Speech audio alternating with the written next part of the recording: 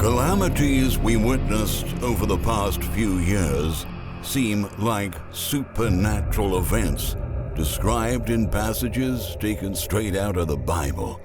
A global health crisis, devastating wildfires, droughts, pests, floods, hurricanes, earthquakes, extreme weather, blackouts, political conflicts, and decaying societies.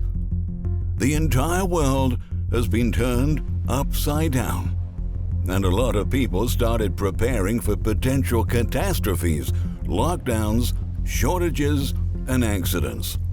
Stay-at-home orders issued overnight left many fearing that they could suddenly get stuck at home for an unknown period of time without enough supplies to get by. That's why, once they were allowed to get out and go shopping again, they started to buy extra items and stock them so they could be ready in case they had to face an extreme situation. Previously referred to as survivalists who wanted to live off the grid. Now, those who decide to arrange their lives for any potential disaster are called preppers, and this group is much bigger than we can imagine. They were commonly portrayed as isolated individuals and loners, but in actuality, they can be everyday folks. Now there's a lot to discuss today, so don't forget to leave a thumbs up in this video and subscribe.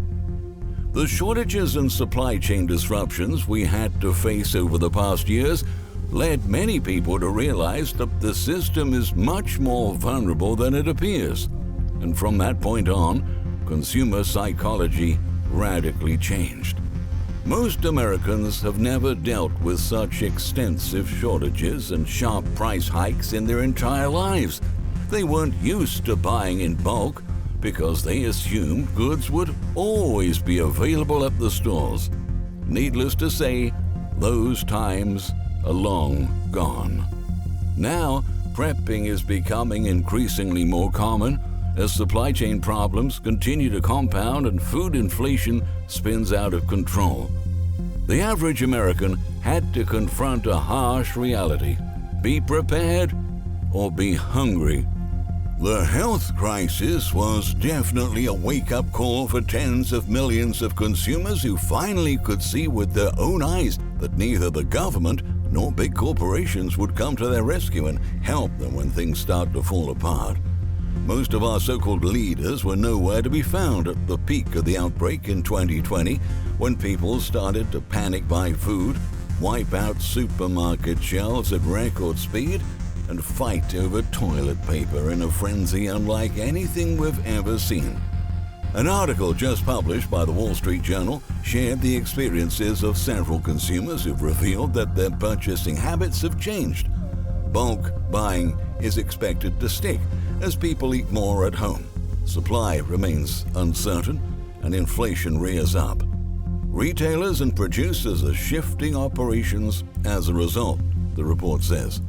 Alexis Abel, a 41-year-old mother of 5, now buys in bulk out of fear of shortages and supply chain disruptions. "I don't want to be in a position again where I can't get something," Abel said.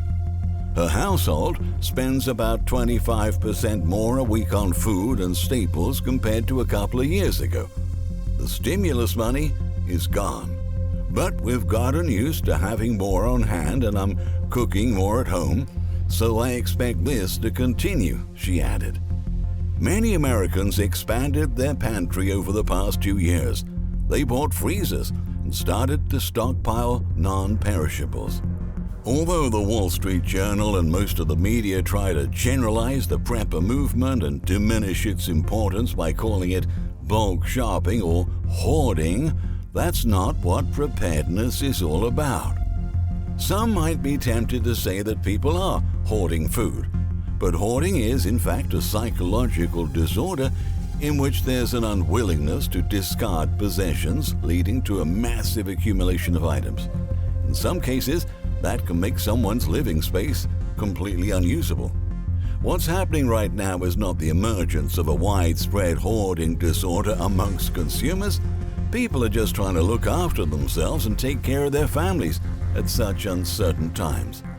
If it's out of anxiety and fear that when I need this I won't be able to get it, it's a valid fear, explains Laura Pastel-Shames, a clinical social worker in Miami.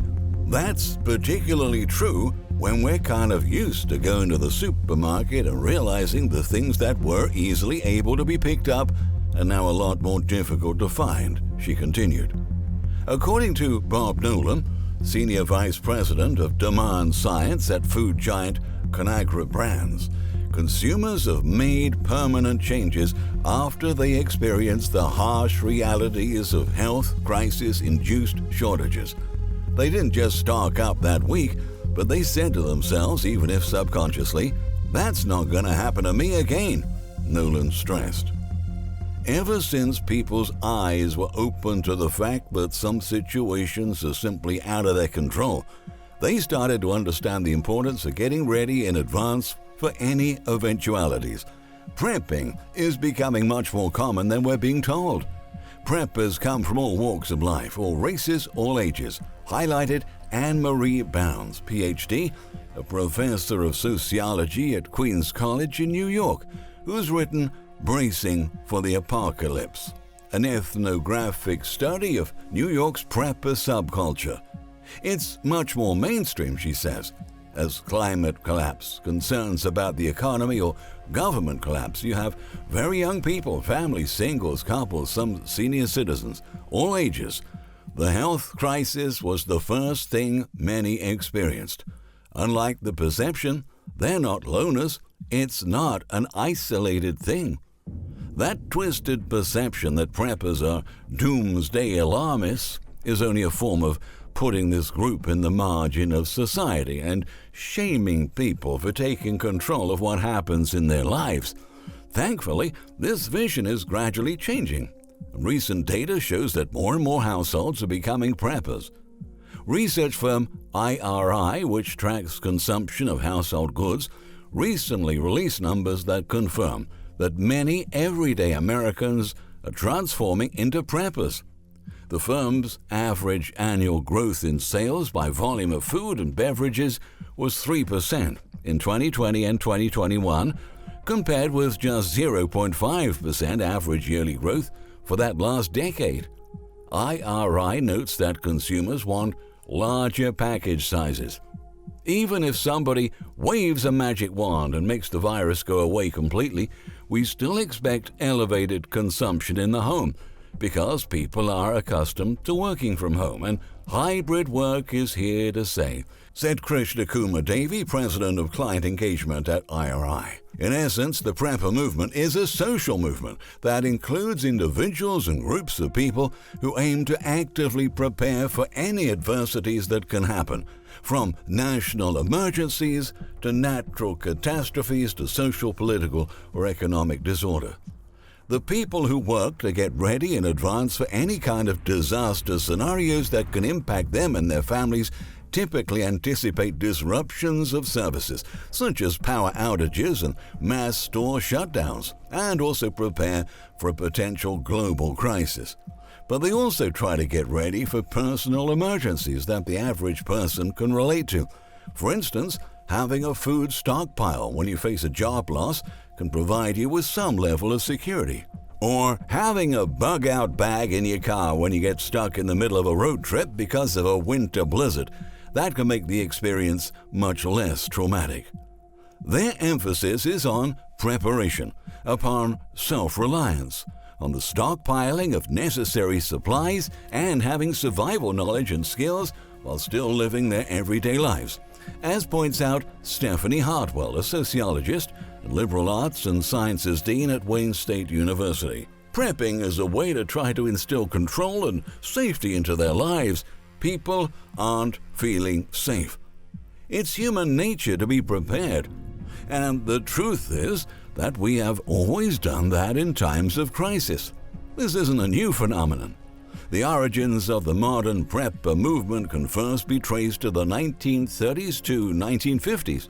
For that reason, the silent generation and the so-called boomers, who either lived through the Great Depression or were raised by parents from that period have learned to keep a well-stocked pantry of food and save almost everything they had, not to be caught by surprise socio-economic uncertainties. Shortages and the whole idea of scarcity is very scary and can easily overwhelm an entire generation of folks, such as millennials and Generation Z, who became accustomed to a just-in-time supply chain system that has ground to a halt over the past few years. The thoughts, beliefs, feelings, and perceptions young consumers had about the government and the economy have radically changed after the health crisis emerged. They're now seeing that you don't have to abandon society and live in the wild to become a prepper. Prepping is about not allowing yourself to be vulnerable to external interruptions. Megan Crozier, Sam's chief merchant, revealed that most new Sam's Club memberships in the third quarter of 2021 had been millennial households. With our current dependence on things from the electric grid to the internet, things that people have no control over, there is a feeling that a collapse scenario can easily emerge, and that the end is coming, and that it's all out of an individual's control. Noted Kathy Gutierrez, author of The End That Does, Science and Millennial Accomplishment. Another factor pushing younger consumers into prepping is the relentless rise in food prices and the hardest inflation in 4 decades. Americans are getting increasingly frustrated with skyrocketing prices and new price increases every week. Global food prices have soared over 30% over the past year and are set to reach a record high this spring. In short, more people are stocking up on food because the items they want could either be out of stock or 20% more expensive. John Ramey, who started the blog The Prepared in 2018, says that when we talk about the modern prepping movement, we're not talking about a man moving to the mountains in a bunker. The old stereotype was that it was old men who went off the grid. Not now. It's young, old, 50-50, men and women. It's everyone. Our largest age group is between 25 to 35. More and more, it's normal people. Prepping is just being a mature adult, he emphasizes, comparing the act to getting ready for a potential emergency to buying homeowners or car insurance. We have homeowners insurance if our home burns down. Just because you have car insurance doesn't mean you're going to drive like an idiot, Rami said. Shouldn't we also make sure our family survives the fire in the first place? It's like having a rainy day fund. You know what to do and are prepared. This movement is also becoming more popular as people lose trust in the government and also corporations. Consumers are trying to become more independent because the system itself is not only destined but also designed to let us down. There's simply no way our crumbling infrastructures will be able to remain unaffected by extreme weather events, cyber attacks, and persistent outages. Adding that to rising geopolitical conflicts, a never-ending sanitary outbreak, an unstable economy, many Americans feel unprepared for today's world, and this fear about the lack of stability of the system leads to them becoming preppers to prepare for the worst. According to Gary Lynch, general manager of Rising S Company, the latest measures issued by authorities have sparked outrage and a feeling of insecurity amongst the population. He says, across the board, there's a concern about an economic collapse, which means no longer food stamps or welfare. Those people who are dependent on the federal government, who are parents, where is their next meal going to come from? By any means necessary. That means if you have to steal, it'll start with looting. Those people will become desperate. Then, when the grocery stores are empty, it could be people with great wealth. No one will be going to work. They'll be home protecting their loved ones. That's where we come in. We're for people who prepare for that option.